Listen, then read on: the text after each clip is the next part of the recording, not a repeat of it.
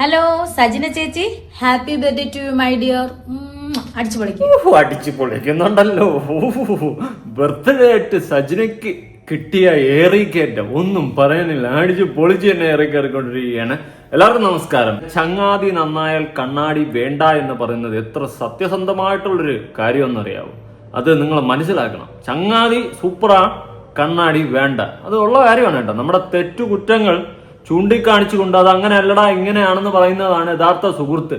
അല്ലാണ്ട് നമ്മൾ ചെയ്യുന്ന തന്തയില്ലായ്മ എല്ലാം പ്രോത്സാഹിപ്പിച്ച് കുഴി കൊണ്ട് ചാടിക്കുന്നതല്ല സുഹൃത്ത്. അതിന്റെ അർത്ഥം വേറെയാ. എന്ത് പറയാൻ. ആലോചിക്കുന്ന ആ വീടൊന്ന് മാറി വേറെ ആ താക്കോല് പൊട്ടിയിട്ട് ആർക്കാണോ കൊടുത്തിട്ട് വാടകയ്ക്ക് താമസിക്കാനാണ് എൻ്റെ ഒരു തീരുമാനം, ആലോചനയാണ് ഞങ്ങൾ വീട്ടിൽ. കാരണം അച്ഛൻ്റെ ബിഷപ്പിന്റെ സംഗതി എന്താണെന്ന് വെച്ചാൽ അങ്ങനെ ഞാൻ സോഷ്യൽ മീഡിയ വഴി അപമാനിക്കുന്നു എന്ന്. അതുകൊണ്ട് ഞാൻ മാപ്പ് പറയണം. ഞാൻ പറഞ്ഞു ശരി, ഞാൻ അച്ഛൻ ചെയ്ത വീഡിയോ എടുത്ത് മെൻഷൻ ചെയ്താണ് ഞാൻ വീഡിയോ ഇട്ടിട്ടുള്ളത്. അല്ലാതെ ഞാൻ നിങ്ങളുടെ വീഡിയോ വരികയോ ഒന്നും തട്ടിപ്പറിക്കുകയോ ഒന്നും ചെയ്തിട്ടില്ല.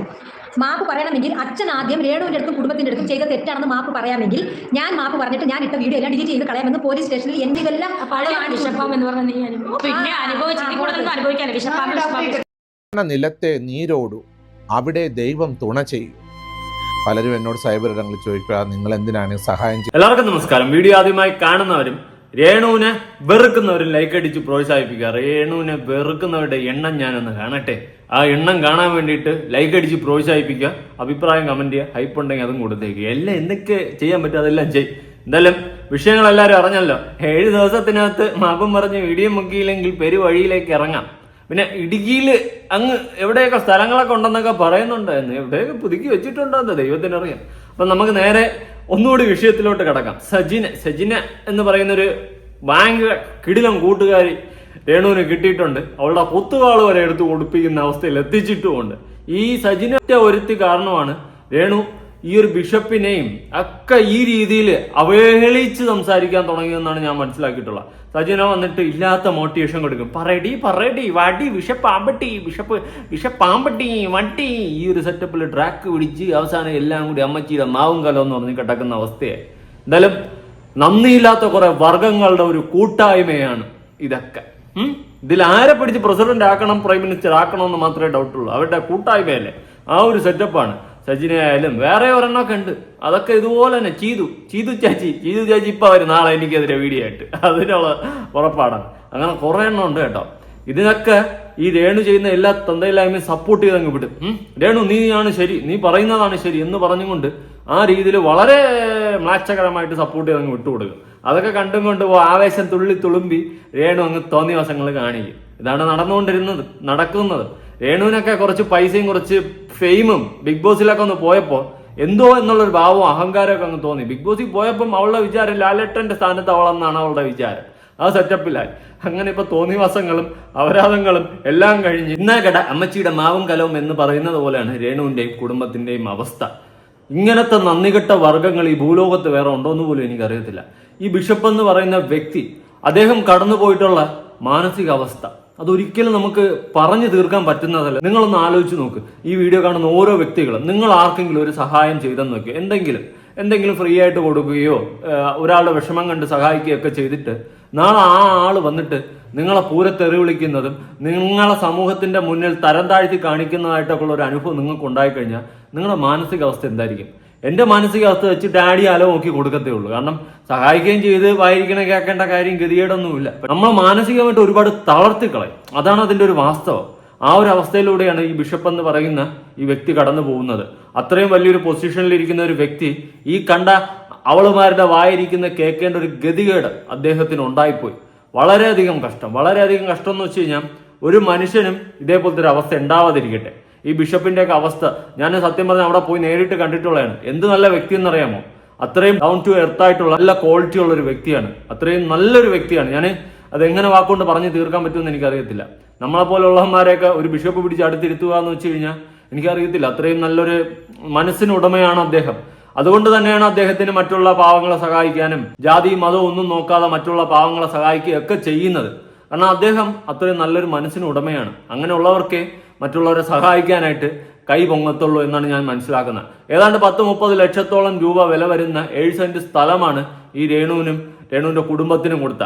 ചുരുക്കി പറഞ്ഞാൽ അപ്പൊ പറയും കിച്ചുവിനും മറ്റേ കൊച്ചു പയ്യനുമാണ് കൊടുത്തതെന്ന് പറയും. അത് തന്നെയാണ്. പക്ഷെ അവിടെ KHDC സംഘടന വച്ചു കൊടുത്ത വീട്ടിൽ കയറി താമസിക്കുന്നത് രേണുവൊക്കെ ആണല്ലോ. എന്നാൽ ആ വീട്ടിൽ താമസിച്ച് തിന്നു തൂറി പെടുത്തും കൊണ്ട് നടന്നിട്ട് ആ വീടിനെയും കുറ്റം പറഞ്ഞ്, അത് വച്ചു കൊടുത്തവരെയും അതിനുവേണ്ടി സഹായിച്ച എല്ലാവരെയും കുറ്റം പറഞ്ഞ് ഇങ്ങനെ നന്ദിയില്ലാത്ത വർഗങ്ങളായി മാറിയ ഈ ഒരു കുടുംബം മാതൃകാ കുടുംബം തന്നെയാണ്. ഇതിനേക്ക് ഇപ്പോഴും സപ്പോർട്ട് ചെയ്യാൻ വേണ്ടിയിട്ട് കുറെ എണ്ണം കിടക്കുന്നുണ്ടല്ലോ എന്നാണ് ഞാൻ ആലോചിക്കുന്നത്. എവിടെ നിന്നാണ് നീയൊക്കെ വരുന്നതെന്ന് പോലും എനിക്കറിയത്തില്ല. എന്തായാലും രേണു ഇതെല്ലാം വിട്ട് ഇടുക്കിയിലെ തന്റെ വസ്തുവിലോട്ട് പോകാൻ പോകുന്നു എന്നൊക്കെയുള്ള രീതിയിലുള്ള ഒരു സംഭവം പറഞ്ഞ് മുന്നേ വെച്ചിട്ടുണ്ടായിരുന്നു. നമുക്കൊന്ന് കണ്ടു നോക്കാം. മാറി ആലോചിക്കുന്ന ആ വീടൊന്ന് മാറി വേറെ ആ താക്കോല് പൂട്ടിയിട്ട് ആർക്കാണോ കൊടുത്തിട്ട് വാടകയ്ക്ക് താമസിക്കാനാണ് ഞാൻ എൻ്റെ ഒരു തീരുമാനം, ആലോചനയാണ് ഞങ്ങൾ വീട്ടിൽ. കാരണം കേട്ട് മടുത്തു. കേൾക്കുന്നതിന് ഒരു പരിധിയുണ്ട്. അപ്പം ആ കുഞ്ഞിനെ തന്നെ അവിടെ നിർത്താൻ പറ്റുമോ? ഇല്ല. ഈ പറയുന്ന ഈ കുറ്റം പറയുന്നതെല്ലാം വന്നാൽ കുഞ്ഞിനെ ഉത്തരവാദിത്തപ്പെട്ടവർ നോക്കുന്നെങ്കിൽ നോക്കട്ടെ. അല്ലെ നിനക്ക് നാണം ഉണ്ടോ? നിന്റെ കുഞ്ഞിനെ നോക്കേണ്ട നാട്ടുകാരാണോ? ഉത്തരവാദിത്തപ്പെട്ടവർ ഒന്നും ഉണ്ടെങ്കിൽ നോക്കട്ടെന്ന്. പിന്നെ നീ ഉത്തരവാദിത്വം ഇല്ലാതെ എന്താ കീരവിത്താണ് ഉണ്ടായിക്കൊണ്ടിരിക്കുന്നത്?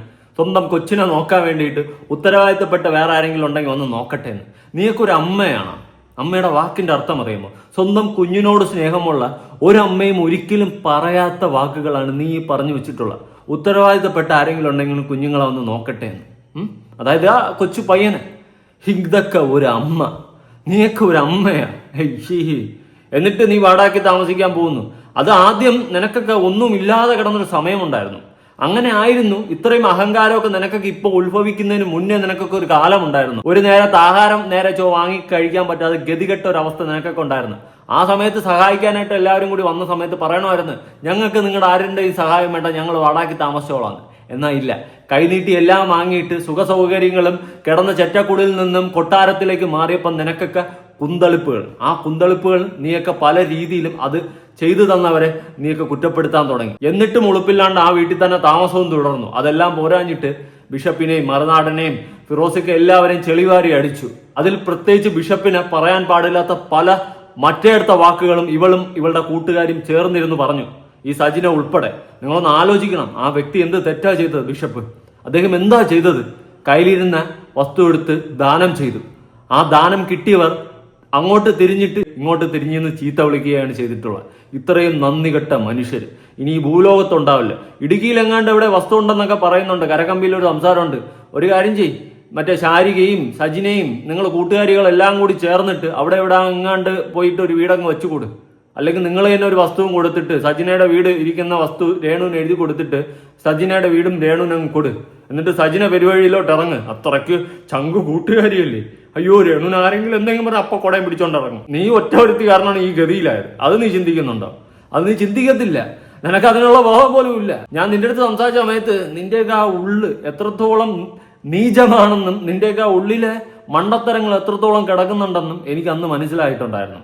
കാരണം ഞാൻ ഒരു കാര്യം പറയുമ്പോൾ അതിനൊരു ലോജിക്കില്ല. എന്നിട്ട് നിനക്ക് തന്നെ അറിയാം നീ രേണുവിനെ പോലെ അല്ലെന്നും നീ അങ്ങനെയുള്ള അന്തയില്ലാത്ത പരിപാടി നീ ചെയ്യത്തുമില്ലെന്ന് നീ എൻ്റെ അടുത്ത് പറഞ്ഞു.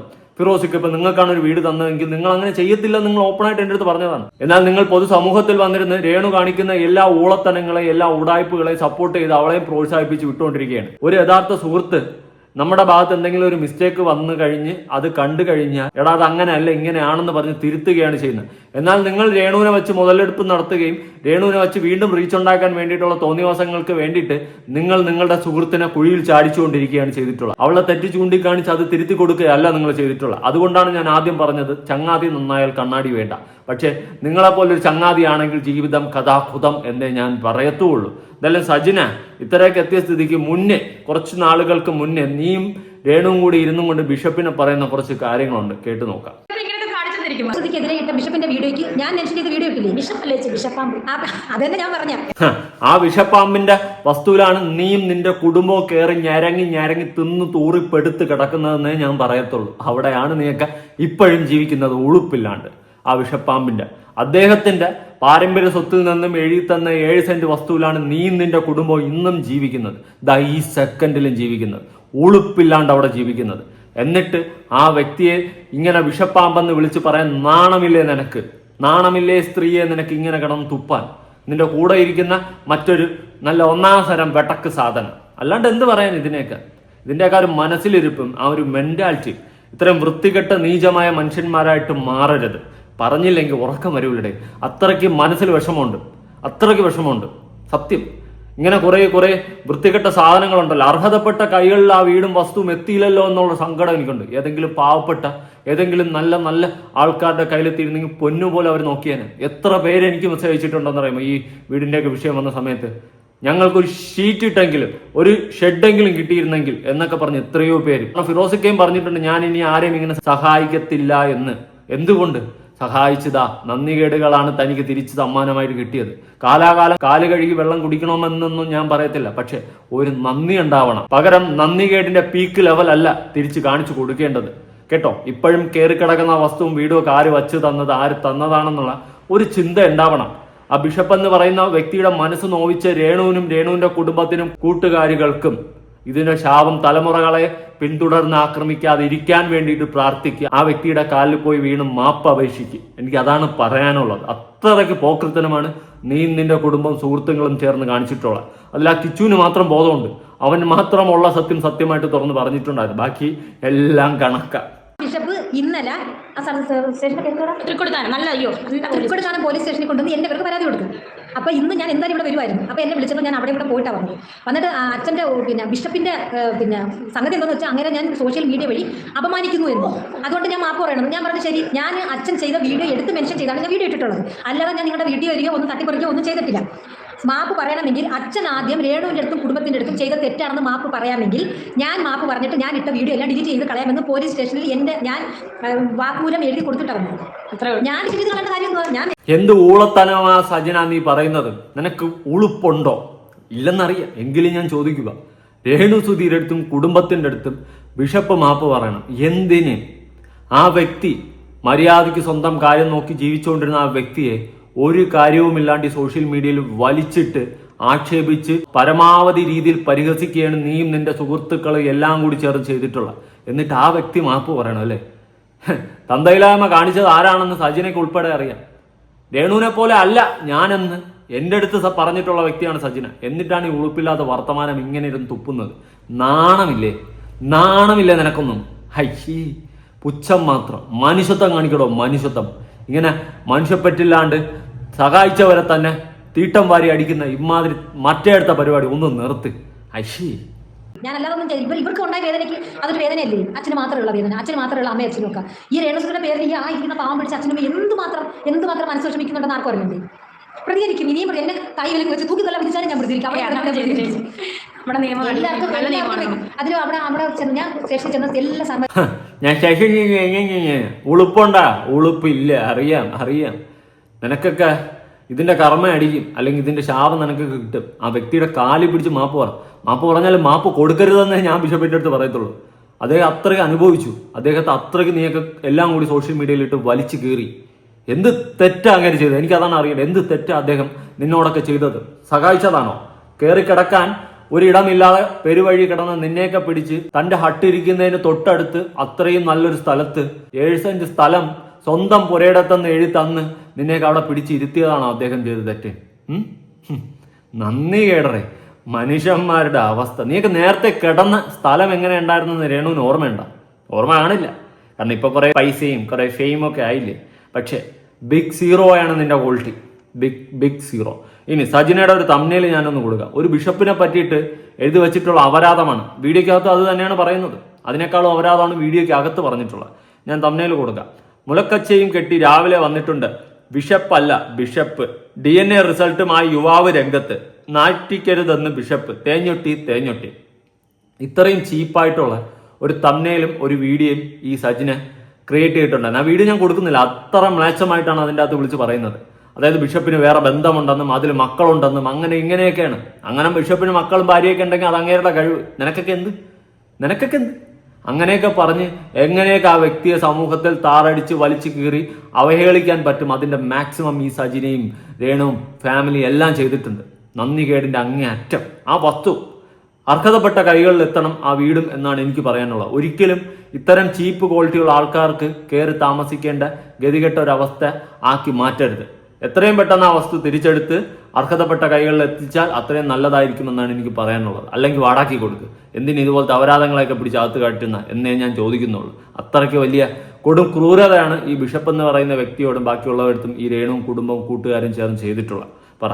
കട്ട സപ്പോർട്ടായിട്ടിരുന്നു. ഞാൻ അന്നേരം അത് ചോദിച്ചു. അന്നേരം പറഞ്ഞു അങ്ങനെ ഒരു മനുഷ്യൻ ഇങ്ങനെ കളിയാക്കാവുന്നു. ഞാൻ പറഞ്ഞു സാറേ ആ അച്ഛനിട്ട വീഡിയോ സാറ് കണ്ടു നോക്കി, സാർ ഇതെല്ലാം ഇതിനപ്പുറം പറയുന്നു പറഞ്ഞു. അപ്പോൾ എന്തോ പറഞ്ഞ വീഡിയോ കാണിക്കും. ഞാൻ എന്താ മൊത്തം അഭിനയിച്ച് കാണിച്ചു. ഏതാ ശ്രീ ചേട്ടാ ഞാൻ വന്നു ഇങ്ങനെ കാണിക്കുന്ന ഒന്നും തേങ്ങൊട്ടി ഇതൊക്കെ ഒരു പള്ളിവശം കാണിക്കുന്ന ആക്ഷനൊക്കെയാണ്. ഞാൻ ഇതെല്ലാം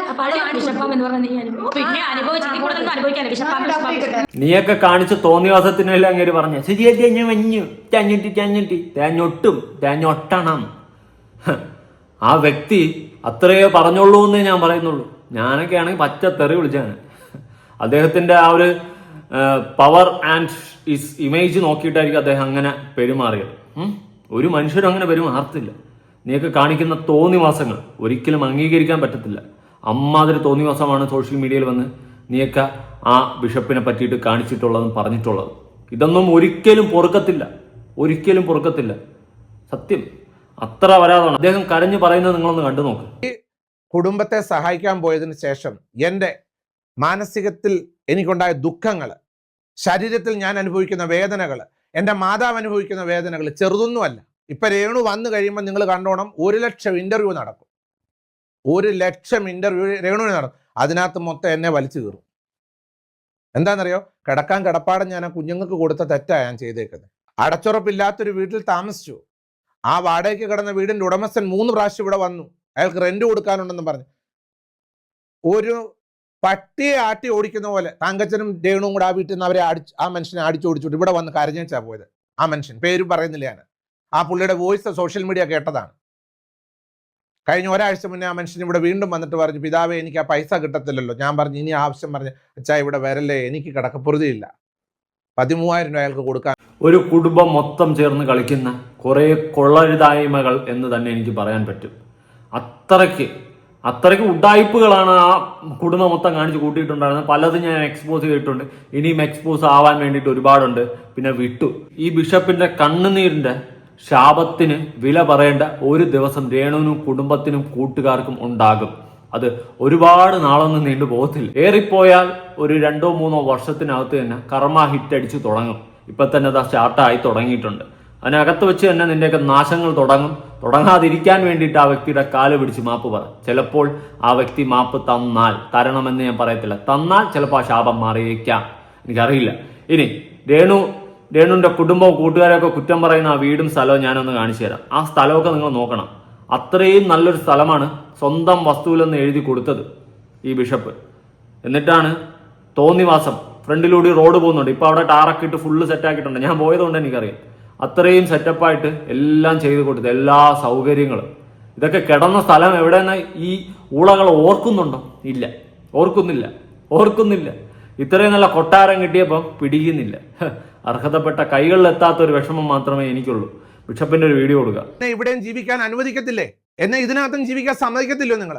ദയവ് ചെയ്ത് ഞാൻ കൈകൂപ്പി പിടിച്ചുകൊണ്ട് പറയുക, അനർഹരായിട്ടുള്ളവരെ സഹായിക്കണമെന്ന് നിങ്ങൾക്ക് തോന്നുമ്പോൾ നിങ്ങൾ ഒരു 5 പ്രാവശ്യം ആലോചിച്ച് ദയവ് ചെയ്ത് നിങ്ങൾ അവരെ സഹായിക്കാവുന്ന ഞാൻ വിനയപൂർവ്വം ഞാൻ ഓർമ്മിപ്പിക്കുകയാണ്.